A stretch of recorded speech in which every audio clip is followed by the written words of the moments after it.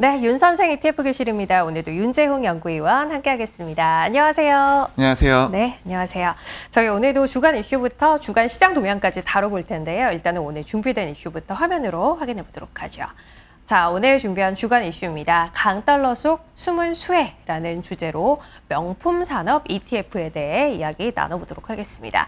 일단은 명품 산업 ETF가 저희가 지금 봐야 하는 이유가 뭔지에 대해서 이야기를 하려면 키워드를 좀 꼽아봐야 할 것 같아요. 네, 좀 전반적인 내용 한번 네. 풀고 좀 넘어가겠습니다.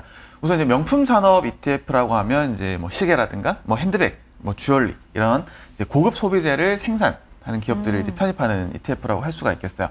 그래서 오늘 이제 주제로 잡은 것은 이제 강달러 수혜에 관련된 언급들이 좀 나오고 있고요. 네. 대신에 이 명품 산업 ETF들이 사실 조금은 너무 거래량이라든가 이런 것들이 좀 부족하다 보니까 그래요? 좀 접근은 좀 세 가지로 할 예정입니다. 네. 좀 화면 보면서 좀 말씀을 네. 드릴 텐데 이 명품 산업이라고 하게 되면 이 고급 소비재들, 뭐 네. 시계라든가 뭐 보석이라든가 핸드백들 네. 이것뿐만 아니라 뭐 고급 차량 같은 이런 네. 소비재들을 어떤 생산 제공하는 기업들을 편입한 ETF라고 보시면 될 것 같고요.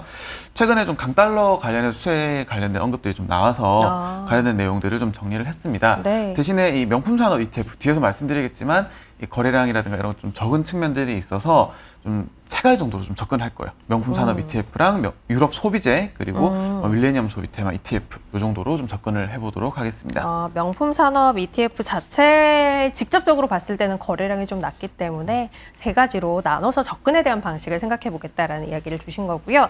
보기에 앞서서 명품 산업 관련해서 혹시 저희가 주목해 볼 만한 이슈가 있었을까요, 최근에? 최근에 그 명품 기업, 글로벌 명품 기업이죠. 그 LVMH가 이제 실적 발표를 했습니다. 네. 네, 지난 10월 11일 날 좀 실적 발표를 했고요. 역시나 좀 화면 보면서 좀 말씀을 좀 드려볼게요. 자, 좀 이게 실적 발표 PT를 좀 가져온 건데 좀 그렇군요. 되게 좀 네. 감각적이죠. 네. 그러네요. 호실적을 좀 발표를 했고요. 자, 연이어서 좀 계속해서 보시게 되면 자, 강달러 영향이 좀 굉장히 컸습니다. 3개분기 누적 매출이 전년 동기 대비해서 28%가 증가를 했어요. 네. 또 뭐 경기 불황이 온다 이런 얘기들도 많지만 잘 팔리네요. 네, 여전히 좀 견조하게 네. 유지가 되고 있고요. 자, 그 왼쪽 표 맨 위에 보시면은 전체가 28%인데 28 이렇게 나눠져 있어요. 여기서 8은 환율 효과입니다. 네. 그리고 이제 오른쪽 표는 이제 지역별로 좀 정리를 한 건데 이제 아시아라든가 미국은 전년 전분기 대비 조금 이제 줄어든 모습 보였지만 유럽은 네, 여전히 좀 견조한 모습 보이고 있어요. 역시나 실적 발표 자리에서 얘기가 나왔는데 유럽 내 미국 관광객 숫자가 좀 늘어나고 있다. 이런 것들에 좀 영향을 받았다라는 언급이 좀 나왔고요. 네. 좀 잠깐 다른 얘기로 좀 최근에 그 관광객들 굉장히 좀 많이 다니는 요즘 좀 많이 늘어났어요, 외국인 확실히. 관광객들이 좀 많이 네, 보이죠. 네. 그리고 명동에 좀 다녀도 좀 굉장히 많이 늘어난 것 같은데 사실 좀 사람들이 이제 얘기하는 거 좀 들어보다 보면 미국인들이 좀 굉장히 많아진 것 같습니다. 네. 역시나 이제 환율 효과가 좀 굉장히 크게 좀 작용을 하는 것 같은데요. 그들은 좋겠네요. 그렇죠. 지금 뭐 저희 입장에서는 이제 네. 환율이 1,100원에서 1,400원대까지 올라갔다 보니까 네. 여행 비용이 30%가 맞아요. 증가를 한 거죠. 반대로 생각해 보면 미국인들 입장에서는 저렴해진 그렇죠. 거네요. 100만 원짜리 호텔이 이제 70만 원짜리 되는 그런 효과가 있다라는 겁니다. 그래서 그만큼 이제 강달러 효과로 인해서 매출이 늘어났다라고 좀 보시면 좋을 것 같습니다. 그러면 이제 강달러 효과에 힘입은 매출의 상승이라는 명품 업체들이 최근에 갖고 있는 모멘텀을 저희가 어떤 ETF를 보면서 좀 녹여낼 수 있을지 어떤 것들이 있는지 소개를 좀 해주세요. 네. 우선 이제 명품 산업 ETF가 좀 가장 직접적일 것 같아요. 네. 그런데 뭐 운용 자산이라든가 거래량 측면에서는 조금 부족하긴 합니다. 역시 화면에 좀 보면서 좀 말씀을 드릴 텐데 미국, 한국 그리고 이제 유럽 쪽에 관련된 ETF 좀 상장이 되어 있어요. 미국, 한국, 영국 그리고 영국, 프랑스, 뭐 독일 이런 식으로 좀 상장이 되어 있는데 그 미국 상장되어 있는 글로벌 럭셔리 산업 테마 ETF가 상장 폐지 예정이에요. 19일 정도 상장 폐지가 좀 마무리될 예정이고요. 국내에는 역시나 좀 글로벌 럭셔리 ETF가 하나 상장이 되어 있고 지금 이제 같은 ETF로 영국, 프랑스 그리고 독일 이런 식으로 또 상장이 되어 있습니다. 그래서 좀 일단 이런 부분들이 좀 있다 보니까 이제 그나마 좀 대안으로 좀 생각을 해볼 수 있을 만한 게 유럽 소비 섹터 관련된 ETF. 좀 간접적인.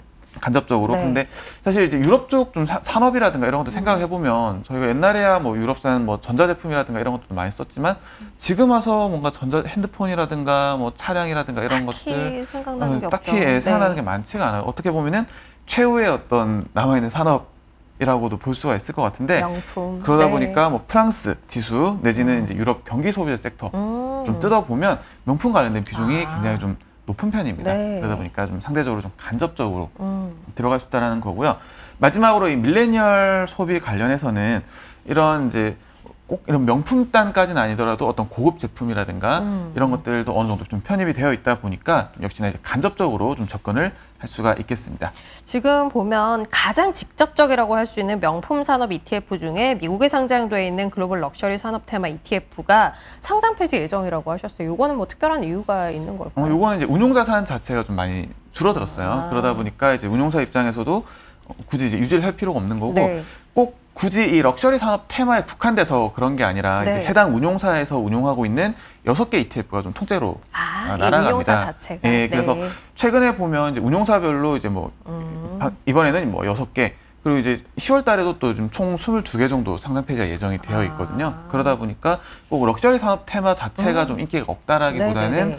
해당 이제 운용사의 어떤 전략 정도로 좀 봐주시면 될 것 같습니다. 알겠습니다. 지금 이제 가장 직접적으로 볼 수 있는 명품 산업 ETF 그리고 좀 간접적으로 볼 수 있을 만한 유럽 소비 또 밀레니얼 소비 관련된 ETF 이렇게 이제 접근할 수 있는 부분들이 있다라는 이야기를 드렸는데 해당 ETF들의 어떤 종목들이 들어있는지 좀 자세히 내용을 봤으면 좋겠어요. 네, 좀 상세 내용 역시나 네. 화면 보면서 좀 말씀을 드리겠습니다. 국내에 상장되어 있는 이 티커로는 이제 354350 ETF 같은 경우는 네. 이제 글로벌 럭셔리 산업 테마 ETF고요. LVMH가 대략 한 8.6% 정도, 네. 그다음에 에르메스가 또 6.8% 이런 식으로 좀 편입이 되어 있어요. 그래서 네. 그리고 이제 영국, 프랑스 그리고 독일에 상장되어 있는 글로벌 럭셔리 산업 테마 ETF 역시도 뭐 LVMH라든가 테슬라 네. 고급 소비재 개념에서 테슬라도 좀 편입이 들어있네요. 되어 있고요. 네. 이제 세 번째 있는 것이 유럽 경기 소비재 섹터 ETF입니다. 네. 엉뚱하게도 LVMH 비중이 제일 높긴 해요. 그러네요. 21% 정도 좀 편입이 되어 있다. 이 정도로 좀 정리해서 보실 수가 있겠습니다. 알겠습니다. 자, 이렇게 명품 산업과 관련해서 어떤 ETF들이 있는지 또 그 안에 뭐가 들어있는지 소개를 드렸어요. 강달러로 인한 저희 뭐 이제 실적 악화 또 우리나라 기업들의 뭐 부진 뭐 이런 것들 이야기를 합니다만 반대급부로 또 볼 수 있을 만한 것들도 있다라는 측면에서 이야기 드린 거고요. 자, 그럼 바로 주간 시장 동향을 정리해 보도록 하죠. 일단은 전반적인 시장의 분위기 키워드로 좀 정리해 본다면 어떻게 정리할 수 있을까요? 네, 상승, 하락 키워드 좀 먼저 보면서 좀 말씀을 네. 드려보도록 하겠습니다. 좀 시장 전반적으로 이 배당 그리고 이제 금융 관련된 기업들 그리고 이제 음식료 관련된 기업들이 좀 전반적으로 상승하는 네. 모습을 좀 보였고요. 하락은 그 지난주 좀 상승을 좀 강하게 했던 마리아나가 여전히 또 주저하는 모습을 지난주 원탑이었는데 네, 떨어졌네요. 그리고 네. 중국 내에서도 좀 긴장감이 이어지면서 좀 항생테크 관련된 음. ETF들이 좀 전반적으로 하락하는 모습을 보였습니다. 자, 그러면 이제 추려서 미국 시장을 좀 자세히 보겠습니다. 일단 자금 동향부터 확인하죠. 네, 우선 미국 시장 자금 유입 확대 경향을 좀 보였습니다. 그래요? 전체적으로 이제 194억 달러 유입 추세를 좀 보였고요. 미국 대형주에 굉장히 좀 집중적으로 좀 자금이 유입이 됐어요. 네. 한 주간 98억 달러 정도 자금 유입을 보였습니다. 자, 그러면 이제 그 안에서 움직였던 것들 좀 확인해 보도록 할 텐데 일단은 오른쪽에서는 어떤 게 눈에 띄었을까요? 네, 우선 상승 키워드 좀 꼽게 되면 장기금리 해지 그리고 변동성 이 두 가지는 이제 좀 시장 불안정성과 관련된 거죠. 그러네요. 이외에 좀 특이하게 좀 음식료가 이번에 상승률 상에 올라왔고요. 그리고 네. 배당 관련된 ETF들도 좀 굉장히 많이 올라왔습니다. 역시나 이제 화면 보시면서 좀 말씀을 네. 드리면은 장기금리 상승 해지 ETF가 5% 정도 상승을 보였고요.